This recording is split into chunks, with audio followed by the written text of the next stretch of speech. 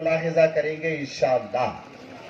اب آئیے ایک اور خطاب سماعت کرتے ہیں، جس کے لیے میں حضرت حافظ و قاری مفتی محمد تصدق حسین مصباحی صاحب کو دعوت خطاب دینے جا رہا ہوں۔ ان کا عنوان ہے قرآن کا مطلوب انسان۔ ہم کیسا انسان بننا چاہتے ہیں؟ جیسا دنیا چاہتی ہے یا جیسے اللہ چاہتا ہے؟ کیسے انسان بننا چاہیے ہمیں؟ جیسے اللہ چاہتا ہے۔ تو اللہ کا پسندیدہ انسان کون ہے؟ اللہ ہمیں کیسا انسان بنانا چاہتا ہے؟ اس حوالے سے مفتی صاحب قبلہ ہماری رہنمائی فرمائیں گے۔ آئیے ذکر کی نیت سے نعرہ تکبیر و رسالت کو بلند کرتے ہیں۔ نعرہ تکبیر، نعرہ رسالت، علماء اہل سنت۔ ورحمۃ اللہ وبرکاتہ۔ بسم اللہ الرحمن الرحیم، الحمد للہ رب العالمین، والصلاة والسلام علی سید الانبیاء والمرسلین وعلی آلہ واصحابہ اجمعین۔ لقد کان لکم فی رسول اللہ اسوۃ حسنہ، صدق اللہ مولانا العظیم۔ عزیزان گرامی، آئیے سب سے پہلے ہمارا مل کر اپنے اور تمام جہان کے آقا و مولا رحمت کونین حضور محمد مصطفیٰ صلی اللہ علیہ وسلم کے بارگاہ عالی میں درود و سلام کا نذرانہ پیش کریں۔ پڑھی اللہم صلی علی سیدنا و مولانا محمد وعلی آلہ وصحبہ بارک وسلم۔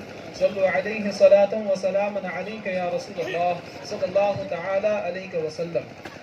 آپ جانتے ہیں کہ وقت بڑی تیزی کے ساتھ گزر رہا ہے، اور ہمیں خاص طور پر باہر سے تشریف لائے ہوئے ہمارے مہمان خصوصی خطاب ہمیں اس کا سماعت کرنا ہے۔ تو میں کوشش یہ کروں گا کہ مختصر سے وقت میں اپنے منتخب موضوع پر کلام پاک کی روشنی میں مختصر سی گفتگو آپ کے سامنے پیش کروں۔ ہمارا عنوان ہے قرآن کا مطلوب انسان، یعنی قرآن ہم سے کیا چاہتا ہے، ہمارے اندر کن خوبیوں کو ہے، ہمیں زندگی کے کس راستے پر کس انداز کے ساتھ چلتے ہوئے کلام پاک دیکھنا چاہتا ہے۔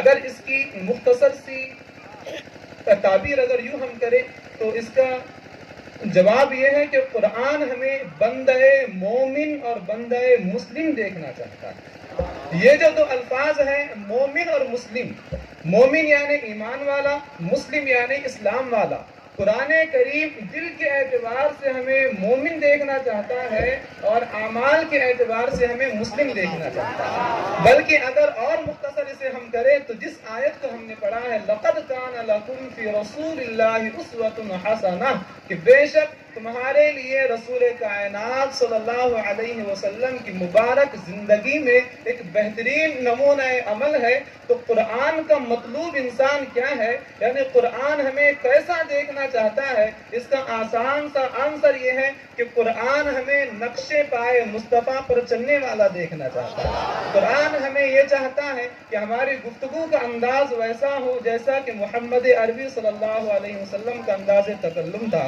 قرآن ہم سے یہ دیکھنا چاہتا ہے کہ ہماری عبادتیں بھی اس منہج پر ہو جس منہج پر رسول کریم صلی اللہ علیہ وسلم کی عبادتیں تھی۔ تو مختصر میں یہ ہے کہ قرآن ہمیں رسول کائنات صلی اللہ تعالی علیہ وسلم کے نشان قدم پر چلتا ہوا دیکھنا چاہتا ہے۔ عملی طور پر بندہ مسلم ہمیں دیکھنا چاہتا ہے، اور قلبی طور پر قرآن ہمیں بندہ مومن دیکھنا چاہتا ہے۔ کلام پاک میں اللہ تعالیٰ ارشاد فرماتا ہے وَاعْلَمُوا أَنَّ اللَّهَ يَحُولُ بَيْنَ الْمَرْءِ وَقَلْبِهِ، اور جان لو کہ اللہ تعالیٰ کا حکم بندے کے اور اس کے نفس کے بیچ حائل ہو جاتا ہے۔ قرآن ہم سے یہ چاہتا ہے کہ ہمارا ماننا ہو یا ہمارا بولنا ہو یا ہمارا کرنا ہو، یعنی کوئی کام ہمارے دل سے تعلق رکھنے والا ہو یا زبان سے تعلق رکھنے والا ہو یا ہمارے اعضاء سے تعلق رکھنے والا ہو، کام کوئی بھی ہو وہ اللہ تعالیٰ کے دین کے مطابق ہو، اللہ تعالیٰ کی بھیجی ہوئی شریعت کے مطابق ہو۔ قرآن ہمیں بندہ مومن دیکھنا چاہتا ہے اور ہمیں بندہ مسلم دیکھنا چاہتا ہے۔ اب یہ ہے کہ بندہ مومن کسے کہتے ہیں؟ مومن کا مطلب ہوتا ہے صاحب ایمان۔ قرآن ہم سے یہ چاہتا ہے کہ ہم دل سے اللہ تعالیٰ کو مانیں. قرآن ہم سے یہ چاہتا ہے کہ ہم یہ اعتقاد رکھیں کہ ہمارا کچھ بھی نہیں ہے، بلکہ جو پوری کائنات ہے ان سب کا خالق و مالک ایک ہے اور وہ اللہ تعالیٰ ہے. قرآن ہم سے یہ چاہتا ہے کہ ہماری زندگی کا ہر عمل اسی اللہ تعالیٰ کے بھیجے ہوئے قانون کے مطابق ہو. قرآن ہم سے یہ چاہتا ہے کہ ہم یہ مانیں کہ ہماری یہ جو دنیاوی زندگی ہے یہ ہمیشہ کے لیے نہیں ہے، بلکہ ایک وقت وہ آنے والا ہے کہ اس دنیاوی زندگی کو بھی اختتام پذیر ہونا ہے، اور ایک وقت وہ آنے والا ہے کہ تمام اولین و آخرین کو اللہ تعالیٰ کے حضور حاضر ہو کر اپنی دنیاوی زندگی کے ہر عمل کے لیے جواب دہ ہونا ہے. اللہ تعالیٰ کے حضور ہمیں اپنے اعمال کا حساب و کتاب پیش کرنا ہے. قرآن ہم سے یہ چاہتا ہے کہ ہم یہ مانیں. ابھی ہم وہ باتیں دیکھ رہے ہیں کہ ہم کیا مانیں، دل کے کام کون کون سے قرآن ہم سے چاہتا ہے. کیونکہ وقت کی کمی ہے اس لیے میں آیتوں کا بھی ذکر نہیں کر رہا ہوں، بس جو حاصل مفہوم ہوتا ہے وہی آپ کے سامنے پیش کر رہا ہوں. قرآن ہم سے یہ چاہتا ہے کہ ہم یہ مانیں کہ اللہ تعالیٰ نے اپنے حبیب مکرم صلی اللہ تعالیٰ علیہ وسلم کو ہمارے لیے نمونہ عمل بنا کر بھیجا ہے، اور ہماری کامیابی اور کامرانی کا دار و مدار صرف اور صرف نقش پائے مصطفیٰ کی پیروی میں. قرآن ہم سے یہ چاہتا ہے کہ ہم یہ عقیدہ رکھیں کہ قرآن اللہ تعالیٰ کی آخری کتاب ہے. ہمارا جو عمل اس کے مطابق ہوگا وہی اللہ تعالیٰ کی خوشنودی کا سبب ہوگا، اور قرآن کریم اور سنت رسول کو چھوڑ کر کامیابی ہرگز حاصل نہیں ہو سکتی. اب ہم یہ دیکھتے ہیں کہ قرآن کریم ہم سے کیا بلوانا چاہتا ہے. یہ تو وہ تھا کہ قرآن کریم ہمیں کیا منوانا چاہتا ہے، اب یہ ہے کہ قرآن کریم ہم سے کیا بلوانا چاہتا ہے. اللہ تعالیٰ فرماتا ہے یا ایھا الذین آمنوا اتقوا اللہ وقولوا قولا سدیدا، اے ایمان والو اللہ تعالیٰ کا خوف اپنے سینوں میں رکھو اور صحیح بات کہو، درست بات کہو. قرآن کریم یہ چاہتا ہے کہ معاملہ عقائد کہو، معاملہ خالق کہو یا مخلوق کا معاملہ ہو، ہماری زبان پر صحیح بات ہی آنی چاہیے، غلط بات نہیں آنی چاہیے. قرآن کریم اعمال کے لحاظ سے ہم سے یہ مطالبہ کرتا ہے کہ ہمارے تمام افعال، ہمارے تمام کام، ہمارے تمام اعمال اللہ تعالیٰ کی بھیجی ہوئی شریعت کے مطابق ہو. قرآن کریم میں اللہ تعالیٰ نے متقین کی صفات ذکر فرمائی. کسی مقام پر اللہ تعالیٰ نے کامیاب انسانوں کی صفتیں ذکر فرمائی. تو ان سے یہ معلوم ہوتا ہے کہ قرآن کریم یہ صفات ہمارے اندر دیکھنا چاہتا ہے. کلام پاک میں اللہ تعالیٰ نے کہیں کافروں کی خصلتوں کا ذکر فرمایا، منافقین کی خصلتوں کا ذکر فرمایا، جو دوزخی ہیں ان کی عادت و اطوار کا ذکر فرمایا. تو اس سے ہمیں یہ معلوم ہوتا ہے کہ قرآن کریم ہم سے یہ چاہتا ہے کہ ہم ان خصلتوں سے اپنے آپ کو محفوظ رکھیں اور اللہ تعالیٰ کے جو محبوب بندے ہیں ان کی خصلتوں کو، ان کی عادتوں کو اپنانے کی کوشش کریں. اختصار کے ساتھ سورہ مومنون میں اللہ تعالیٰ نے کامیاب اہل ایمان کی جو خوبیاں ذکر فرمائی ہیں وہ ہم آپ کے سامنے پیش کرتے ہیں. سورہ مومنون کی ابتدا یوں ہوتی ہے قد افلح المؤمنون، بے شک کامیاب ہوئے اہل ایمان. قرآن کریم سب سے پہلے یہ چاہتا ہے کہ ہمارے عقائد درست ہو، ہمارا ایمان صحیح ہو، ہمارے ایمان میں کوئی خامی نہ ہو. لیکن قرآن کریم یہ بھی پیغام ہمیں دیتا ہے، یہ بھی مطالبہ ہم سے کرتا ہے کہ ہم صرف ایمان کی اصلاح اور عقائد کی درستگی ہی کو سب کچھ نہ سمجھ بیٹھے. صرف ایمان، اس میں کوئی شک نہیں ہے کہ نجات کے لیے، کامیابی کے لیے ایمان شرط ہے. ایمان کے بغیر کامیابی مکمل نہیں ہے، ایمان کے بغیر عافیت ممکن نہیں ہے. لیکن کامیابی کے لیے ایمان شرط ہے، لیکن کامیابی کے لیے ایمان سب کچھ نہیں ہے. ایمان کے بعد اعمال کی اصلاح کا مطالبہ بھی کلام پاک ہم سے فرما رہا ہے. اسی لیے تو اللہ تعالیٰ نے فرمایا قد افلح المؤمنون، کامیاب ہوئے وہ اہل ایمان. اگر ایمان ہی کامیابی کے لیے کافی ہوتا، اگر صرف بندے کا اور خالق کے بیچ عقائد کیسے ہونے چاہیے، اگر صرف یہی بات ایمان کے لیے کافی ہوتی تو گفتگو یہی مکمل ہو جاتی تھی. لیکن اس کے بعد اللہ تعالیٰ نے کئی صفات ان کامیاب اہل ایمان کے ذکر فرمائی. پہلی صفت اللہ تعالیٰ نے ذکر فرمائی الذین هم فی صلاتهم خاشعون، کہ وہ جو اپنی نمازوں میں جھکتے ہیں یعنی خشوع رکھتے ہیں. कामयाब अहले ईमान की पहली शर्त ये है कि वो नमाज भी पढ़ते हैं, लेकिन उनकी ये नमाज महज रस्मी नहीं होती। उनका सजदे में सर को झुकाना सिर्फ सर को झुकाना नहीं रहता है। अल्लज़ीना हुम फी सलातिहिम खाशिऊन, कि जो अपनी नमाजों में झुकते हैं, यानी वो अपने सर को झुकाने के साथ साथ अपने नफ्स अम्मारा की अकड़ी हुई गर्दन को भी अल्लाह ताला के हुजूर झुका देते हैं।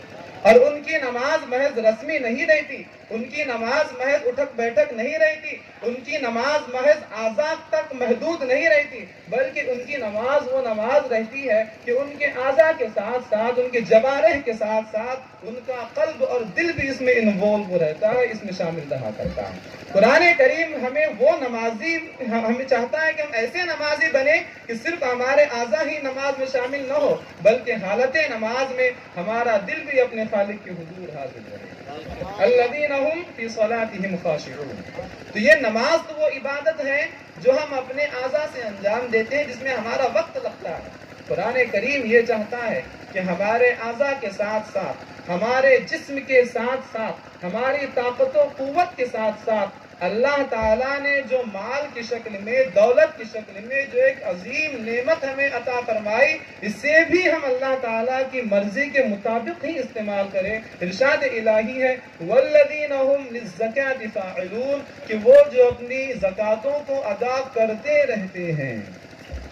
ऐसा नहीं कि सिर्फ एक मर्तबा ज़कात अदा करके, जिंदगी में एक मर्तबा ज़कात अदा करके वो मुतमईन हो जाते हैं, बल्कि कामयाब अहले ईमान की दूसरी सिफत ये है कि वो अपने माल को भी अल्लाह ताला की रिज़ा के साथ, जब भी उन पर ज़कात फर्ज होती है, वो फुकरा व मसाकीन और दीगर मुस्तहिकीन ज़कात को ज़कात ज़रूर अदा किया करते हैं। तो कुरान हमसे ये चाहता है कि हमारे बदन के साथ साथ, हमारे आज़ा के साथ साथ हम अपने माल के ज़रिए भी अल्लाह ताला की खुशी हासिल करें। अब आगे फरमाया वल्लज़ीना हुम अनिल लग़्वी मुअरिदून, कि वो जो बेहुदा बातों से एराज करते हैं, वो जो फजूल बातों से बचते हैं, लग़्व बातों से जो एराज करते हैं, बचते हैं। कुरान करीम हमसे ये मुतालबा करता है कि हमारी जिंदगी का हर अमल या तो किसी दुनियावी जायज़ काम में रहे या उखरवी काम में रहे। बंदा अगर ऐसे काम में मसरूफ रहे कि जो ना आखिरत के एतबार से उसके लिए फायदेमंद है, ना दुनिया के एतबार से उसके लिए फायदेमंद है, तो ऐसे काम में अगर बंदा मसरूफ रहता है तो वो कुरान के मुतालबे के खिलाफ वर्जी कर रहा है। लग़्व फजूल उस बात को कहते हैं कि जिससे इंसान का ना दीनी फायदा मुंसलिक हो, ना दुनियावी फायदा मुंसलिक हो। कुरान करीम ये चाहता है कि हम अमल करते रहे, या तो दुनिया की इस्लाह की खातिर जायज़ हुदूद तक कामों में मशगूल रहे, और अगर इससे फारिग हो चुके हैं तो अल्लाह ताला के जो अहकामात हैं, वाजिबात, फ़राइज़, मुस्तहब्बात, सुनन और नवाफिल, इसकी शक्ल में अल्लाह ताला की इबादत हम करते रहे। आक़ा करीम सल्लल्लाहु ताला अलैहि वसल्लम ने एक बड़ी जामे बात इरशाद फरमाई, मिन हुस्न इस्लामिल मर्इ तर्कुहु मा ला यानीह, कि बंदे के इस्लाम की खूबसूरती ये है कि वो हर उस काम को छोड़ दे जो उसके लिए फजूल है। हर वो काम जो फायदा है, बंदा हर उस काम को छोड़ दे।